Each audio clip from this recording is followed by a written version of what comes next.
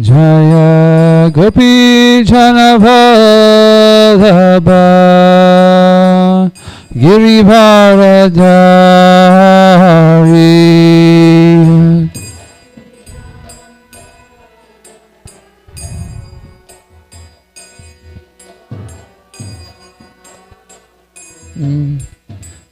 Yashodhanandana Brajajana Ranjana.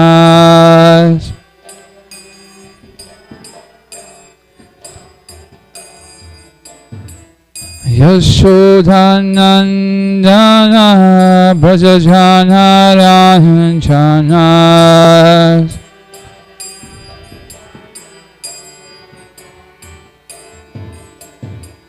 Yamuna Tiravanachari.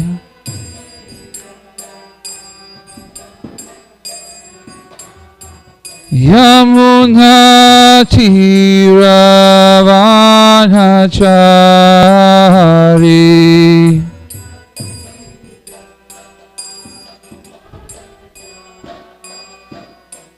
Jaya Radha Madhava Kunja Bihari.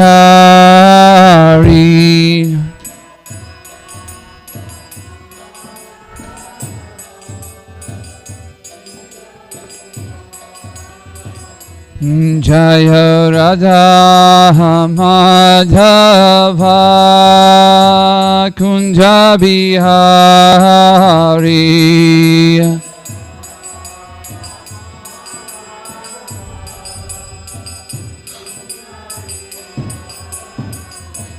Jaya Gopi Janavallabha Girivardhari. Go.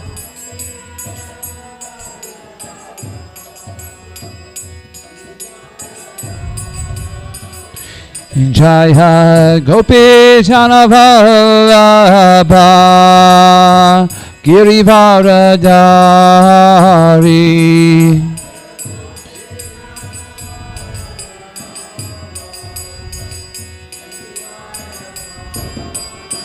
Yashodhanandana Brajajana Ranjana.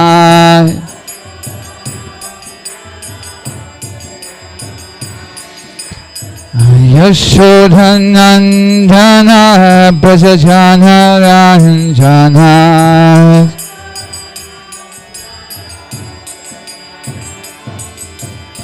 Yamuna Tiravanachari.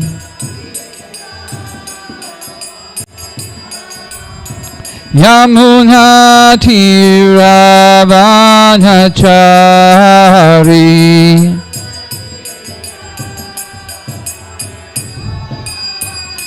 Jaya Radha Madhava Kunja Bihari.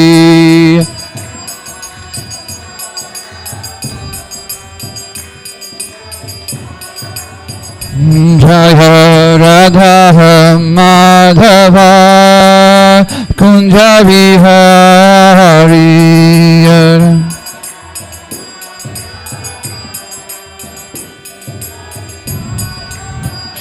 Jaya Gopi Janavallabha Girivardhari.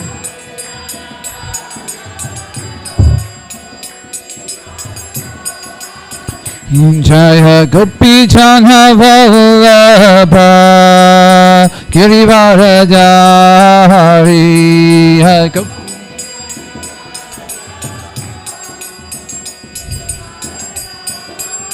Yashodhanandana Brajajana Ranjana.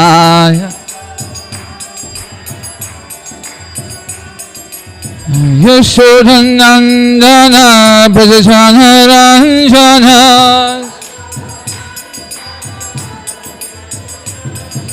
Yamuna Tiravanachari. Namuna Tira Bhanachari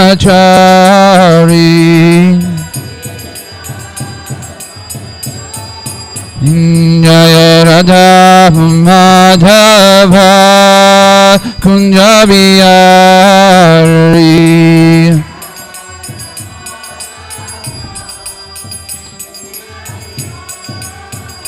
Hare Krishna, Hare Krishna, Krishna Krishna, Hare Hare, Hare Rama, Hare Rama, Rama Rama, Hare Hare, Hare Krishna.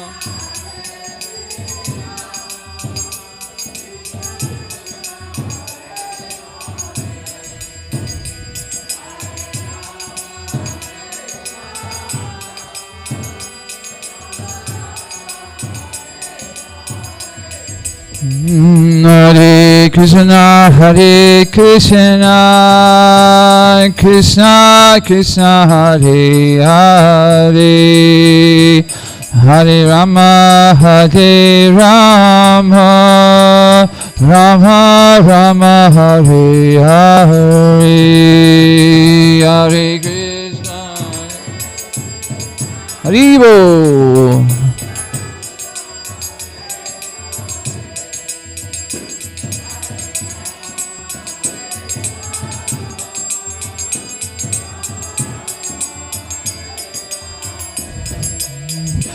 Hare Krishna, Hare Krishna, Krishna Krishna, Hare Hare, Hare Rama, Hare Rama, Rama Rama, Hare Hare, Hare Krishna, Hare Krishna.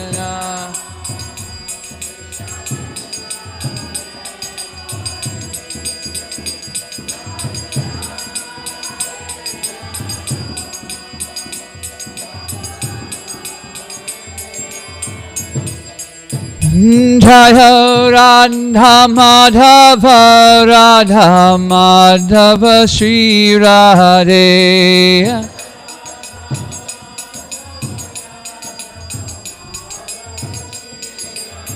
Jaya Radha Kalashanji, Radha Kalashanji, Shri Radhe.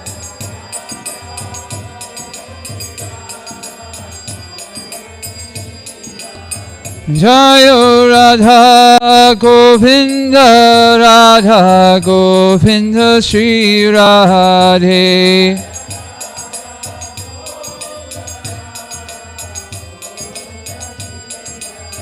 Jaya Radha Shamasundar, Radha Shamasundar, Shri Radhe.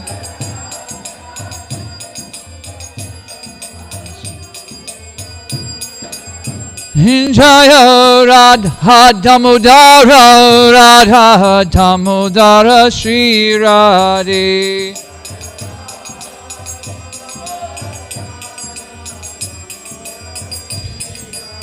Jaya Prabhupada, Jaya Prabhupada, Jaya Prabhupada, Srila Prabhupada.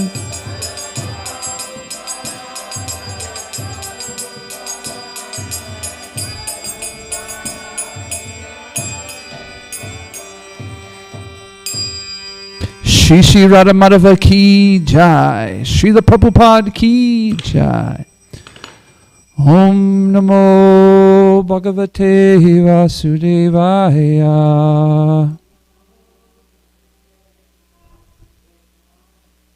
Om Namo Bhagavate Vasudevaya.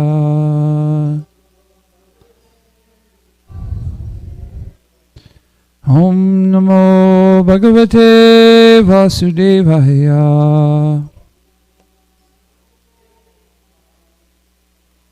In our invocation verses together, please.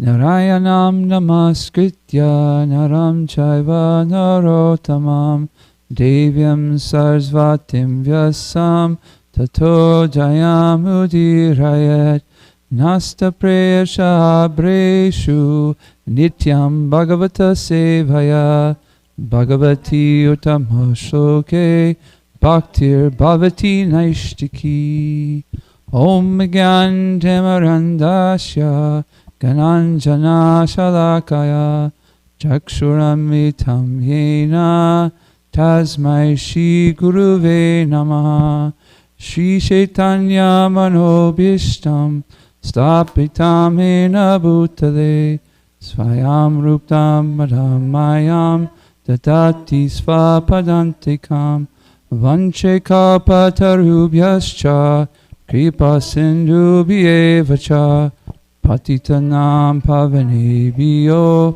Vaishnavebhyo Namo Namaha Jai Shri Krishna Chaitanya Prabhu Nityananda Shri Advaita Gadadhar Shri Vasari Gaura Bhakta Vrinda Hare Krishna Krishna Krishna Hare Hare Hare Rama, Rama Rama, Hare Hare. Namo Vishnu Padaya Krishna Pristaya Bhutale Srimate Bhaktivedanta Swaminiti Namine Namaste Sarasvati Deve Gauravani Pracharine Nirvishesha Shunyavati Pasyatadesha Tarine. Jai Shri Krishna. Let's go to chapter 9, or excuse me, Canto 9, chapter 4, verse 61. This is a doozy. This is some 61. So start with 61, and we'll go to 61, right? Let me see. Let me double check. Excuse me, you're right. I'm sorry, 64. We'll start at 64 and go to 71. And I highly recommend, if we don't get through this, all the purports, there's some amazing purports here in this section. Please do your best. Okay, who's got? O best of the Brahmanas, without saintly persons from whom I am the only destination, I do not desire to enjoy my transcendental bliss and my supreme opulences. Rajeshwari, who's speaking right now on the Bhagavatam? Who's speaking? Who's speaking? Vishnu. Krishna? Lord Vishnu? Narayan? Oh my gosh. Okay. 65, please. Thank you, Rajeshwari.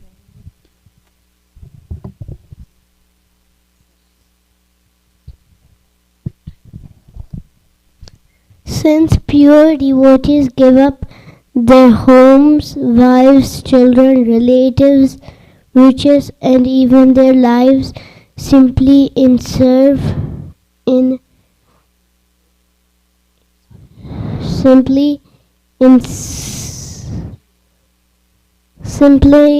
serve me without any desire for material improvement in this life or in the next. How can I give up such devotees at any time? Okay.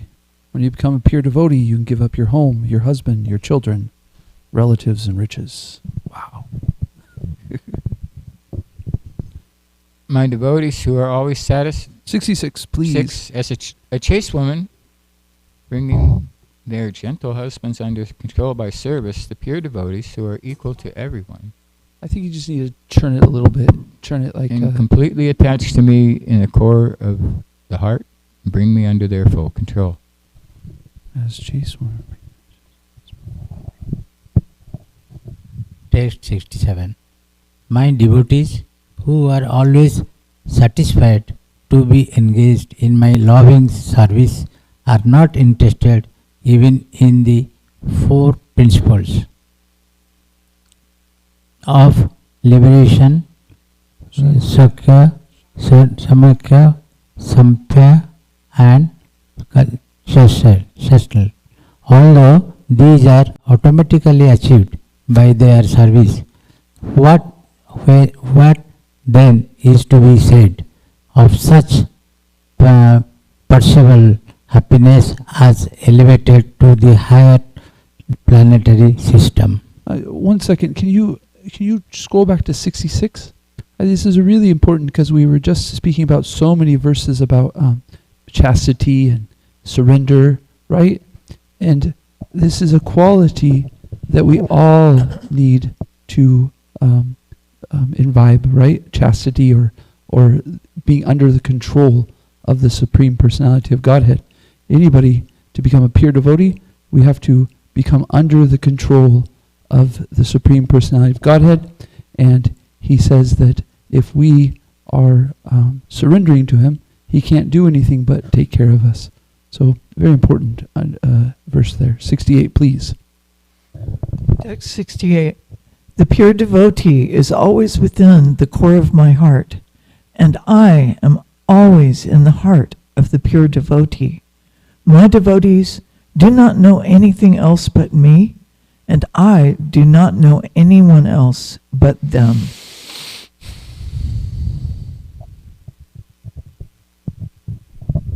Text 69. O Brahmana, let me now advise you for your own protection. Please hear from me. By offending Maharaj Ambaris, you have acted with self-envy. Therefore, you should go to him immediately, without a moment's delay. One so-called prowess, when employed against the devotee, certainly harms he who employs it. Thus, it is the subject, not the object, who is harmed. We'll actually read the purport of that verse too. Yesterday I was mentioning about envy, and when I see, questioning, what's envy like, and then it comes up the next day, I'm like, okay, we've got to read about that. Okay. 70, please.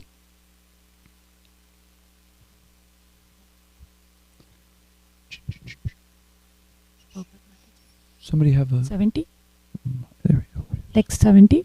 For a Brahmana, austerity and learning are certainly auspicious, but when acquired by a person who is not gentle, such austerity and learning are most dangerous. You ever met a devotee like this? They're not very gentle and they're throwing shlokas at you left and right. You're like, like, calm down. No? Okay. I've met devotees like that. 71. O best of the Brahmanas, you should therefore go immediately to King Ambaris, the son of Maharaj Nabhaga. I wish you all good fortune. If you can satisfy Maharaj Ambaris, then there will be peace for you. Okay, so if you make an offense and you go to Krishna, what is he going to tell you to do? You got to go to them. He says, go to them. Ask for forgiveness. Why are you talking to me? Okay, let's go to 68, please. Be prepared. This purport is, oh my gosh. Okay, sadhavo hirdayam mayam. Sadhyavo hirdayam mayam. Sadhunam hirdayam tvaham. Sadhunam hirdayam tvaham. Madhyante te na janyanti. Madhyantya anyat te na janti. Namham te bhyo managapi. Naham te bhyo managapi. Sadhyavo hirdayam mayam. Sadhunam hardayam tvaham. Madhyan anyant te na janyanti. Naham te bhyo managapi.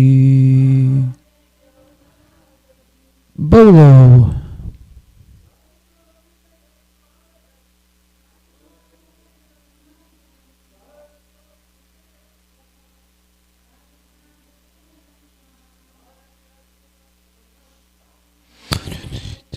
Nanyanti. Nanti. Sadhavo Hirdayam Mayam Sudhanam Hirdayam Tvaham Madhyanyanti Najanyanti Naham Tebhyo Managapi Sadhavo Hirdayam Mayam Sudhanam Hirdayam Tvaham Madhyanti Naham Tebhyo Managapi. Okay, word for word, please. Together. Sadhyavaha, the pure devotees. Hirdayam, in the core of the hearts. Mayam, of me. Sadhunam, of the pure devotees also. Hirdayam, in the core of the heart. Two, indeed. Aham, I am. Mat yanat, anything else but me. Te, they. Na, not. Jayanti, no. Na, not. Aham, I. Te bhaya, then me. Me. Even by a little fraction.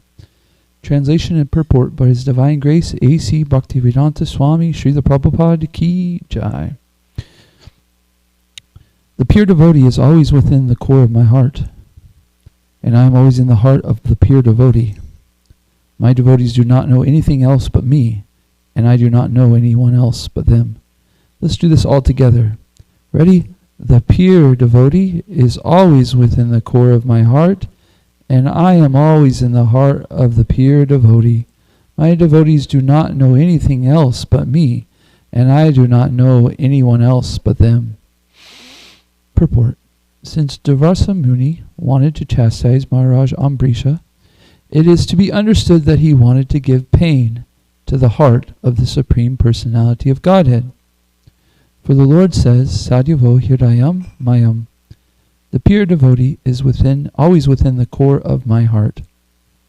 The Lord's feelings are like those of a father who feels pain when his child is in pain.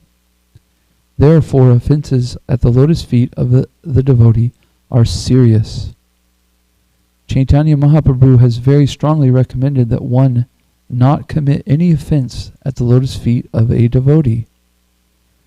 Such offenses are compared to a mad elephant, because when a mad elephant enters a garden, it causes devastation. Therefore, one should be extremely careful not to commit offenses at the lotus feet of the pure devotee. Actually, Maharaj Ambrish was not at all at fault. Durvasa Muni unnecessarily wanted to chastise him on flimsy grounds. Maharaj Ambrish wanted to complete the Ekadasi Parana, as part of the devotional service to please the Supreme Personality of Godhead, and therefore he drank a little water. But although Durvasa Muni was a great mystic Brahmana, he did not know what is what. That is the difference between a pure devotee and a so-called learned scholar of Vedic knowledge. The devotees, being always situated in the core of the Lord's heart, surely get all instructions directly from the Lord, as confirmed by the Lord himself in Bhagavad Gita 10:11. Tesam ivanukamparatam aham ajanandram tamaha nashayami atma bhavasto jnana dipena basvataha. Out of the compassion for them, I, dwelling in their hearts, destroy with a shining lamp of knowledge the darkness born of ignorance. The devotee does not do anything not sanctioned by the Supreme Personality of Godhead. It is said, Vaishnavara Kriya Mudara Vigneya Na Bujhaya. Even the most learned or experienced person cannot understand the movements of the Vaishnav, a pure devotee. No one therefore should criticize a pure Vaishnav. A Vaishnav knows his own business. Whatever he does is precisely right, because he is always guided by the Supreme Personality of Godhead. Srila Prabhupada Ki Jai.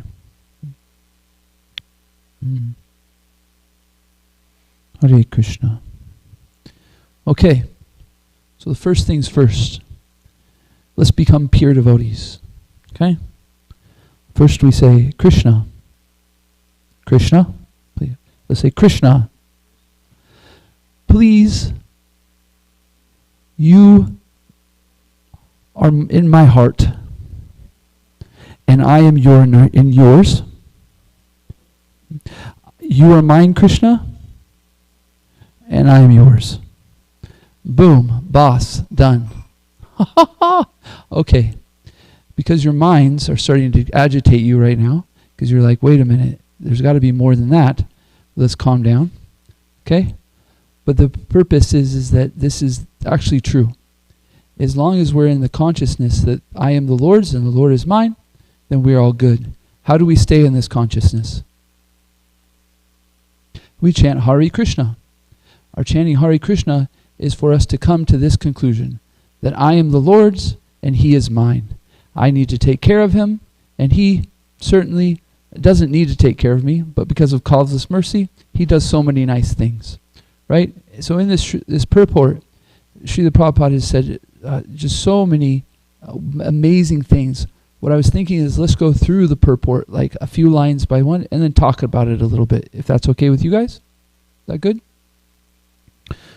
Okay, let's go through it. Since Durvasa Muni wanted to chastise Maharaj Ambrish, it is to be understood that he wanted to give pain to the heart of the Supreme Personality of Godhead. For the Lord says, Sadhvo Hirdayam Mayam, the pure devotee is always within the core of my heart. When you read that, when I read this, I couldn't help but feel a little pain. Thinking, gosh, that Krishna feels pain when we give pain to the devotee. If we thought like this, if we had this consciousness, right, that the Lord is in my heart and I am in the Lord, and that the devotees are also in the Lord's heart, right? We'd be very careful not to hurt the devotee, right? We'd be extra careful. What matters if I am offended, or if I'm feeling like this or this? Just don't let me hurt the Lord. I don't want to hurt His heart, right? What do you guys think when you read this? Yeah? It's quite amazing, huh? Tulsi? Please. Hare Krishna Prabhu. So the thought that immediately came to my mind, that if you're in a position of, authority, or, you have to be so careful. How can you even make corrections if you're always thinking, Krishna's in their heart, don't want to hurt them? Such a good point, right? Okay, so what if we got kids, right? We got so many leadership things. We got to do things. If we hurt somebody because it's a material world, there's mistakes. What do we do? What do we do? Did you have a suggestion? Alwani? I thought you were raising your hand a little bit. Go ahead, Lakshmi. I was thinking that if somebody in authority, if their intention is right, I don't think it will be painful for Krishna. We don't have to pay for it. Say that again. I'm sorry. I was thinking that if the intentions are right, whoever is in authority who is chastising someone, but their intentions are right, to make that person progress in Krishna consciousness, right? I'm thinking it is not painful for Krishna. So if the leader is doing it in the right place, then there's no offense made, right? Okay, very good point. Okay, Akura, right? He's sent to Vrindavan to get Krishna. Yes, you know this story, right? It says Krishna says, Kamsa says to Akura, go get Krishna and you bring him, right? And so Akura, he goes to Vrindavan and he goes, Krishna, we gotta go. Who's upset at Akura? The gopis. They're so mad at him. They're like, he is death personified, coming and taking away our life. But Akura is just doing his duty, right? He's ordered. Okay, so he knows the gopis are upset. He leaves, and what happens? The gopis say, we understand that he had a duty to go, But he didn't even console us. He knew he was breaking our heart, but he still didn't even come and say, I'm sorry. And so Akura comes, and after some point he understands, I made a mistake. I needed to do my duty, but I wasn't kind. So he ends up taking a bath and trying to pure himself from the situation. But this is a very good lesson for people in management or in leadership, that when you have to do your duty, you're going to hurt some people in a sense. We do the best we can. But if we do, we must console. We pray to Krishna to give us some opportunity that we're going to be able to apologize, check in. Hey, that the other day when that happened, I could really understand where it might have hurt you. Did it, how are you feeling about it? Okay. Devotees are some, but oh, no problem, Prabhu. Hare Krishna. But you go, well, I could understand where it would be hurtful. So if I did, I really apologize. I was trying to do the best I could with what I had to do, and I hope that you can understand that. Boom. Now you've taken a hard situation, and what have you done? Worse, Mother Kunti. If somebody comes apologizes to you and says, Mother Kunti, I was doing my duty and the other day, and I had to do it, and I just want to know, that I really didn't do anything to hurt your feelings, and I really hope that I didn't. And if I did, can you please forgive me? Do you feel like it was worse, or do you feel?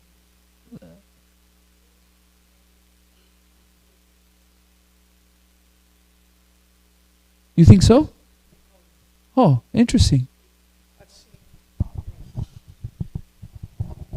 Unless the feelings of regret are mutual, then it actually makes it harder on the person who's being apologized to. So the person who's being apologized to has to actually accept that apology, because then the rift remains and the wedge of distance between the spirit soul and the Lord continues. Yeah. What can we do if people are going to be envious, right? I'm sorry? What can we do if people are going to be envious, right? If they're envious? Going to be envious, right? What do you mean if they're we're sincerely apologizing. Right. We're sincerely doing our best we can, and they continue to have a hard heart. And if heart. they can hold the grudge, well, right? It actually makes it harder on them. It does, but we still need to do our duty, because it's true. That's true. If we continue to do it and really in a place of sincerity, we're pleasing the Lord. We're apologizing not only to the devotee, but we're apologizing because we don't want to hurt the Lord's heart, right? Exactly. And Krishna hears that apology, and he sees. Right? It's and true. usually what happens is the devotee is hard-hearted because they've been apologized for so many times before, not sincerely. How many times have you been apologized to, and it's just so that you'll forgive and that you'll get over it and we can move on? I've been apologized to like that. That's most of the time when I see apologies in the outside world, is really people aren't really sorry. They just let me, right? So we can understand that trauma is there, that hard time, but if we keep showing up as leaders and apologize sincerely and say, hey, it's amazing eventually what it does to the heart of the person, right? Yeah. So we have to show some resilience in the sense, of I continue to do the right thing, I continue to do the right thing, I continue to do the right thing. But yes, if I once asked my Guru Maharaj, Hanumat Prashak Swami, I said, one of my friends is not acting in the right, and I'm really disturbed about it, and I don't know what to do because it's really hurting them, and it really makes me sad. It really was sad. And he said, then what you do is you say to him, Prabhu, and then you share your heart. Prabhu, I'm really concerned, this, and this. And he says, then they're going to show you where they're at. They're going to show you themselves. And if they show you that with a sincere apology, they're not willing to accept it, and then it says that maybe we should give some room, right? Maybe we should, but if they accept it nicely, then it can mend a relationship. It can help. It can bring both people up, But that doesn't mean that we don't continue to have the behavior that we should have. So my experience is that over time, these tough situations can actually be our best gold. That we often hide from them or turn away from them. But if we, with a sincere heart and the desire to make Krishna's heart happy, we continue to present ourselves and show up in that way, then it can actually strengthen a relationship more than ever. It's really quite amazing. I have a point to this point, but it's going to come up in the purport. So let's continue. This is exactly what I was hoping for, is some nice conversation about these points. So I appreciate this very much. The pure devotee is always within the core of my heart. The Lord's feelings are like those of a father whose feels pain when the child is in pain. Last night, there was some kids running around the temple, all the kids, and they were like sprinting. And I remember thinking, I hope they don't fall. And I actually could feel it. Like I don't know if you ever had that situation where you're like, you feel sick inside because you're like, if they fall and scrape their knee or something like that, oh my gosh, please don't do that. When I read that, I was like, oh, we can, like Krishna feels this a million, who knows how many times more than this. Therefore, offenses at the lotus feet of the devotee are serious. Chaitanya Mahaprabhu has very strongly recommended that one not commit offenses at the lotus feet of the devotee. Such offenses are compared to the mad elephant. Because the mad elephant enters a garden, it causes devastation. What kind of devastation does it cause? What's the most important devastation that this causes? It kills our Krishna consciousness. Our Bhaktalata Bij, our growing devotion, right? Stomped on, right? Actually, Maharaj Ambrish was not at all at fault. Durvasa Muni unnecessarily wanted to chastise him on flimsy grounds. Maharaj Ambrish wanted to complete the Ekadasi Prana as a part of his devotional service to please the Supreme Personality of Godhead, and therefore he drank a little water. Okay, so we had a question yesterday about this, right? What happens when somebody takes offense to something we do, and we're like, man, I didn't even do nothing, right? So let's take this as what's the example being given here to that situation? What does Maharaj Ambrish do? Yes, even if he wasn't at fault, he pleases. He apologizes. He's willing to take any punishment, right? Okay. I know our mind runs around, wait, Nanda Braja, what about when somebody traumatizes us, when somebody's picking on us and this and that? I'm not saying we don't chant Hare Krishna and use our spiritual intelligence to make sure that things are healthy for that devotee and ourselves, right? However, we can see that one of the options is that Maharaj Ambrish is being very tolerant. He apologizes. So a pure devotee, when we're working towards this platform, we can understand that the pure devotee's tolerance and their humility is more tolerant than the tree and more, what did I just say? Tolerant and humble, more humble than a blade of grass, right? It's pretty, like we're actually seeing Maharaj Ambrish acting in this way. Okay? Any thoughts?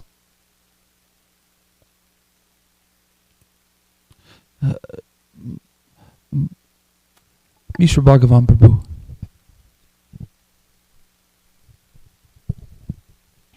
In the day-to-day workings of the mandir, the devotees have a tendency to they'll complain about one another. If you tilt it a little bit, it has some weird Right here? Tilt. There you go. There you go. Yeah, devotees have a tendency in the daily actions of the service here in the temple to complain about one another sometimes. You know, they'll say, oh, Haribol Prabhu was supposed to put that back, or how come Jai Prabhu didn't wash these paraphernalia after he did the artik, and he was supposed to, or she was supposed to have that done at a certain time. And it's, how do we, you know, all these things are important, you know, that everybody does what they're supposed to do, and if they don't, then they should be reminded, but at the same time, how do we avoid giving pain to Krishna by criticizing one another all the time? This is a great question, right? We have these situations where we see devotees acting in ways that don't add up to the kindness that we perceive as the devotee should have, right? I'll tell a story about one of my situations here at the Holy Dham, and I was here for not very long, and there's one devotee that was doing things that really put me in distress. In a sense, I didn't understand it. It was really, and so over time, I could see that they not only did it to me, but they did it to people around me. And so I was chanting Hare Krishna, and I was like, look, I don't plan on leaving here. So I got to figure this out. How am I going to deal with this? Because my nature is, I can be one way, but then when I strike, I strike. So I was like, I don't want to, this was a senior devotee I didn't want to do. So I was praying to Krishna, how do I do it? And what I got was, this devotee has no interest other than Srila Prabhupada's happiness. This person sees that whatever they do, that this would please Srila Prabhupada. And when I looked at it like that, and I said, I don't understand it, I don't get it, I don't agree with it sometimes, but at the core of their heart is they're doing it for Srila Prabhupada, all of a sudden it was like kryptonite. I was like, okay, you know what? Sounds good. You know? And I'll tell you what, I didn't just think that, I started acting in that way and appreciating the devotee. Yesterday we heard that one of the ways for envy is to appreciate somebody, right? So I started appreciating him. I was like, oh man, you really, you know, I really think that you're here to please Srila Prabhupada, and the way you do that, it's like, and they like, I felt like they felt seen more than they've ever been seen before. Like I could see them stand up like, oh, you get it, you know? Well, I don't get it, but I get it, you know? So when we're working at the Holy Dham, it's good for us to, we have to keep our sanity, okay? If something's happening where we can't keep our sanity, then we need to talk to somebody, we need to do something to really remove ourselves from the situation or to get help. If we lose our sanity, that's what I was concerned. I was like, I'm going to lose my sanity and I'm going to say something I don't want to say, and I'm going to do something I don't want to do. So I was fortunate at that time that chanting Hare Krishna, Krishna gave me some realization. But in a sense, sometimes, you know, quite often I'll go to a mentor and ask them. And then if our sanity is okay, then we have tolerance and humility, and we try to see it as Krishna's pastimes. We try to see it in the light that, like, you know, I don't know what Kalachandji's doing, but man, there's some silly things going on around here. This devotee is fighting with this devotee, and this devotee, like, whoa, this is, and if you take it serious in the sense that we're not here to fight or argue or hurt anybody because we don't want to hurt Kalachandji's heart, but if we see others doing it and we don't understand it, and we don't take that so serious, we can kind of lighten up, be like, okay, there's some Leela going on here that I don't, you know, let's just sit in the back and enjoy it, you know. Anyways, you probably can think of a couple devotees that like to have something, you just go sit back and go, that's, anyways, Hare Krishna. So these are a couple things that I found very helpful in my life to see the Holy Dham in the right place. And one other, actually, Mother Kunti has something to say, and then I'll add one other thing. Yes, Mother Kunti. It's most definitely painful to their lordships that devotees sometimes, rather than seeing the cup half full, they see it half empty. And we have several devotees here that I strongly suggest you get association with, because they're always seeing the cup half full. And one of them is Gopal Prabhu. I've seen it continuously, and he's so steady in his service, and you can see why. He, within the core of his heart, he only wants to serve and assist the mission of Srila Prabhupada. Joy. He has no other motive. And so we have to see, what the person is doing, and hey, what are we doing? And keep that mood of introspection. Yeah. His Holiness Tamal Krishna Goswami Gurudev always said about His Holiness Satsvarup Das Goswami that his most dear quality is his quality of introspection.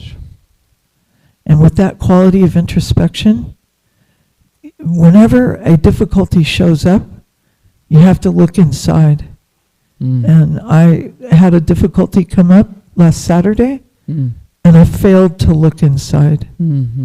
I just, lashed out at the person and pushed them away without actually giving them a chance, to try to convey what they felt was their love.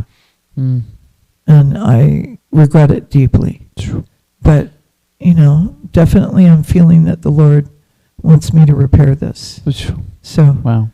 Anyway, I need your blessings. Kalashanji ki jai. Haribol. Srila Gurudev ki jai. So this was to my second point. The first point you made, I was going in a similar line, is Srila Rupa Goswami says in the Nectar of Instruction, when we live in the Holy Dham, that we should have somebody that helps us traverse the Holy Dham. We need to have somebody who sees the Holy Dham properly, and we need to associate with them and take instruction from them. I was fortunate enough that my spiritual master, when I would quite often, he quite often asks us, who is your authority? I want to know who your local authority is. And anyways, that instruction sometimes isn't so much followed. However, I was put into a situation where I was hurting, and I didn't know what to do, because I was like, I just moved here. I want to stay here. What the heck? So I was chanting Hare Krishna. I thought, my spiritual master says, who's my local authority? And I was reading Nectar of Instruction, and I was like, I think this is pretty clear. So I went to somebody, and I said, hey, my Guru Maharaj said this.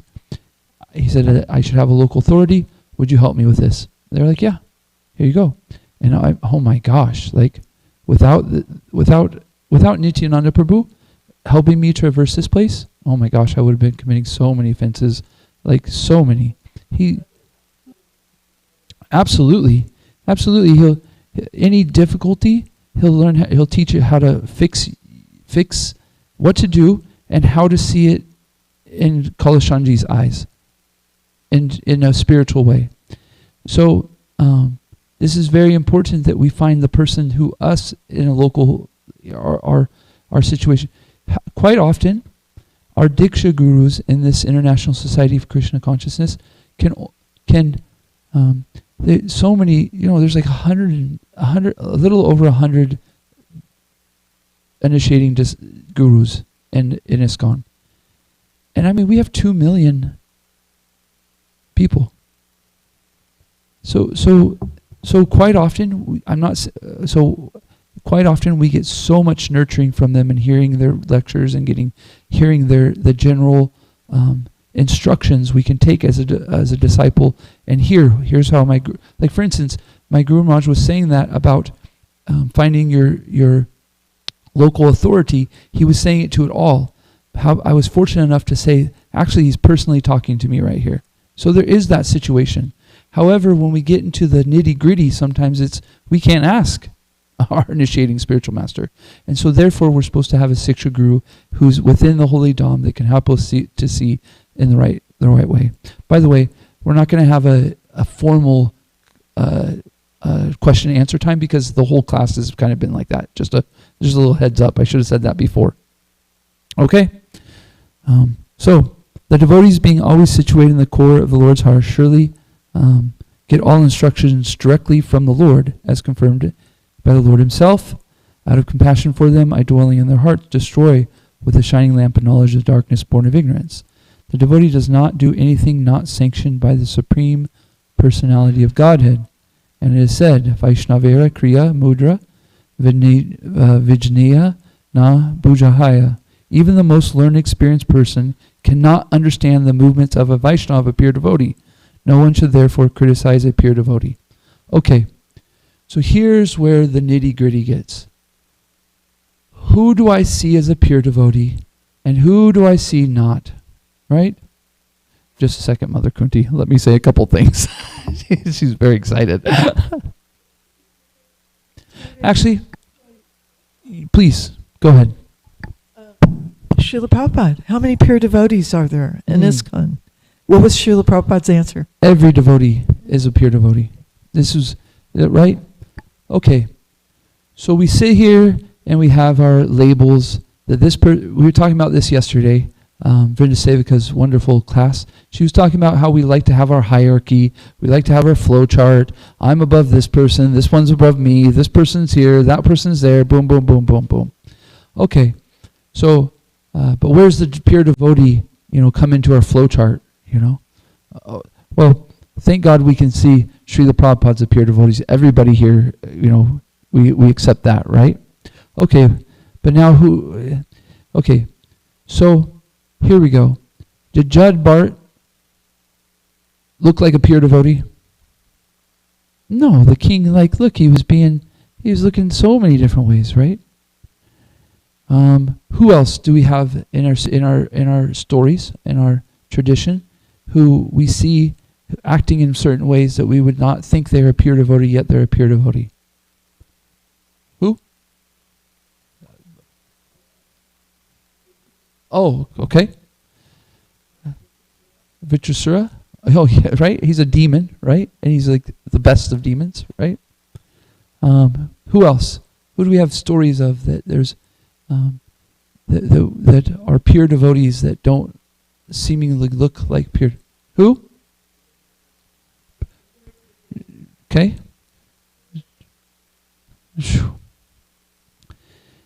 Right? How about a recent saint, Jayananda Prabhu? Jayananda Prabhu would get dirty. Mishra Bhagavan had a lot of experiences, a lot of time with Jayananda Prabhu, right? He's cranking wrenches, running here, taxiing this. Who's our first saint? Jayananda Prabhu, right? So maybe it better be a good idea just to treat everybody as a pure devotee. Every child of God, every person, every living entity is a child of God. They're loved by Krishna. Whether we decide to have Krishna in our heart, Krishna has us in his heart. So whenever we pain each other, it's painful to him. So we should treat every living entity in this way that, I don't want to hurt anybody. Mishra Bhagavan Prabhu. I was just saying that we don't really know who we're sitting next to. Right? I was with Jayananda all day long in 1976 for weeks, getting ready for the Rath Yatra. And he's a very nice devotee, but I didn't realize that I was sitting in the car with somebody that was going to have a Vaishnav holiday forever on the calendar to celebrate his disappearance day. You were just telling me this the other day. I remember you saying it. You're like, yeah, I didn't, it was just like, that was the day, it was like, that was just life. Jayananda Prabhu, here he is, and you're next to a saint. Unbelievable. There was somebody else I was thinking of. Anyways.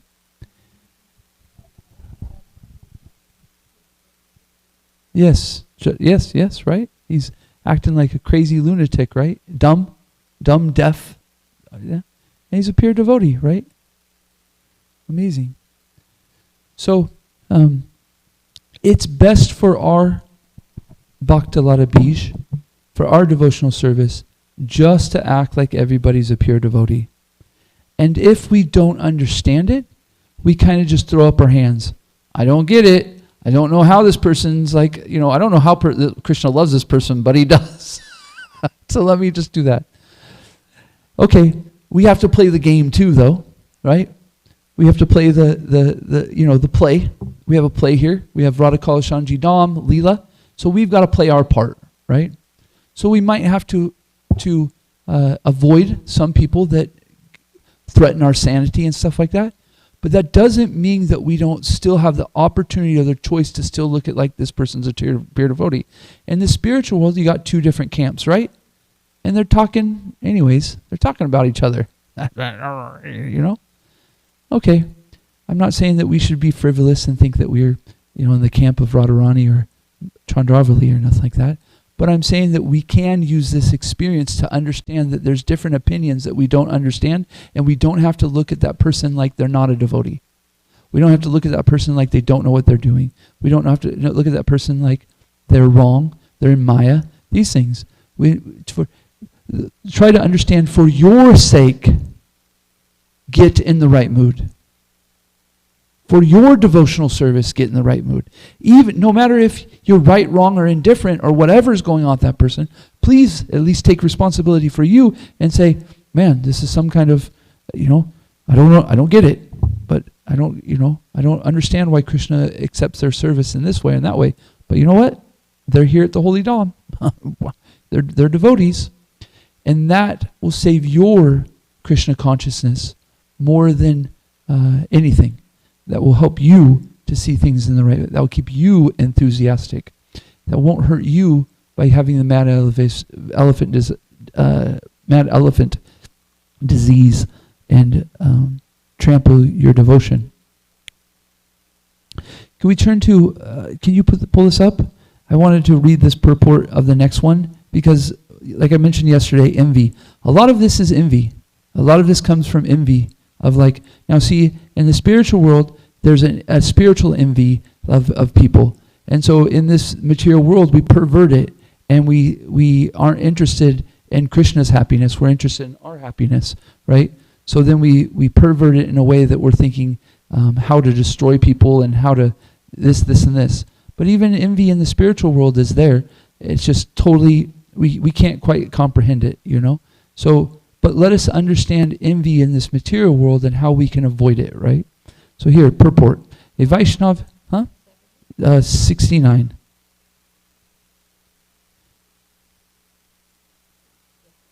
The Vaishnav is always an object of envy for the non-devotees.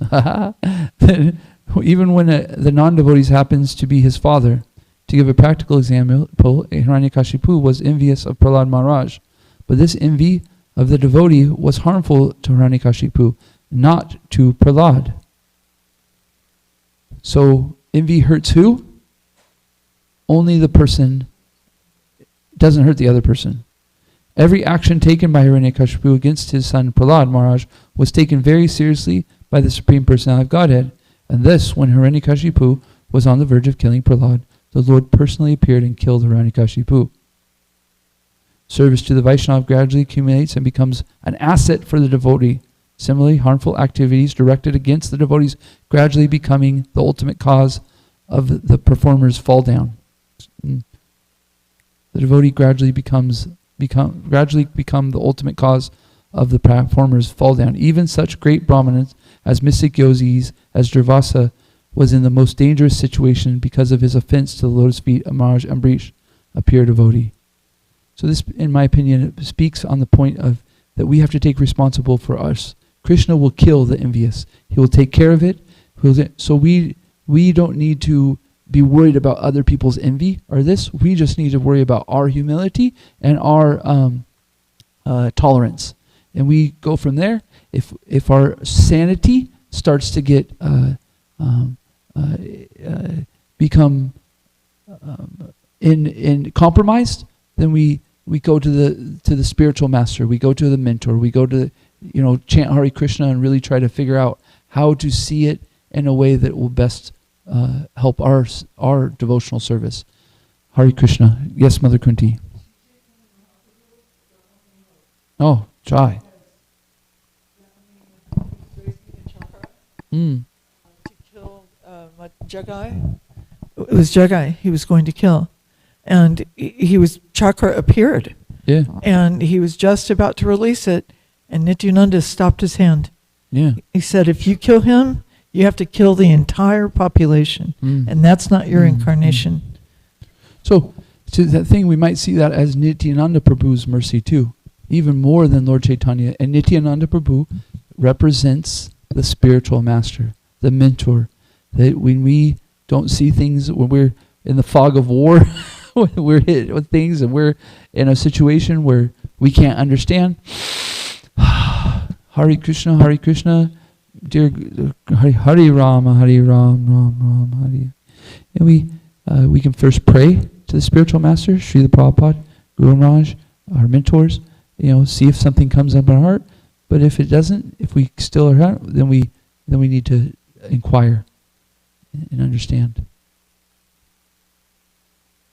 Any questions, thoughts, comments?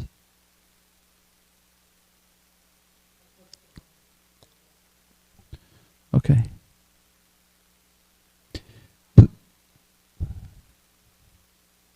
The pure devotee is our shining lamp that we are trying to step up to. It is such a mountain. And it can be a mountain that we don't even, a mountain that we know we can never traverse. We know we can never get above it. Oh, you have a comment? Go ahead. Hare Krishna. Thank you for a wonderful class, Prabhu. Thank you, Prabhu. Regarding Mother Kunti's point, like when Prabhupada said, the question when asked to him, how many pure devotees? So, he said potentially. So, potentially everyone is pure devotee. So, I see always, whenever I look at the scriptures, they are never black or white. So, we see, this is my analysis, when we look at such statements, there are some don'ts and there are do's for devotees. So don'ts help us to not commit any offenses to the devotees. Do not differentiate, and always it is better to have a safer position to think that everybody is potentially pure. But then we also have nectar of instruction where there are type classes of Vaishnavas given. Kanishta, there is Madhyama, and there is Uttama. So Kanishta says, someone who walks into the temple and straight goes up to the deities without going to Prabhupada or, devotees. Yes. Then Madhyama, you have to discriminate between the devotees.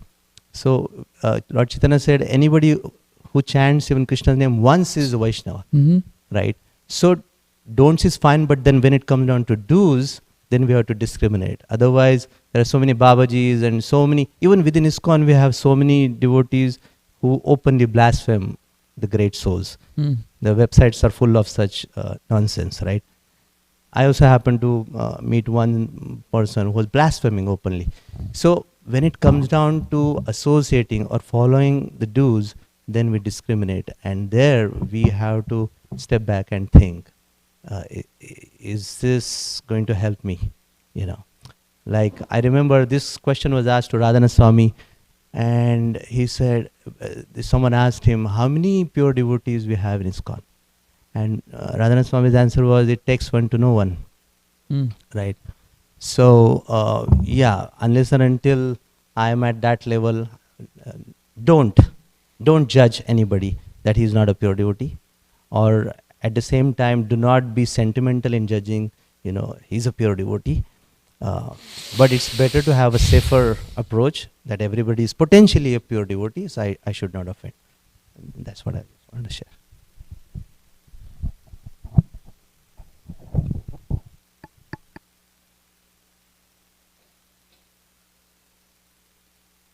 Yes, we shouldn't be sentimental. This is a very good point.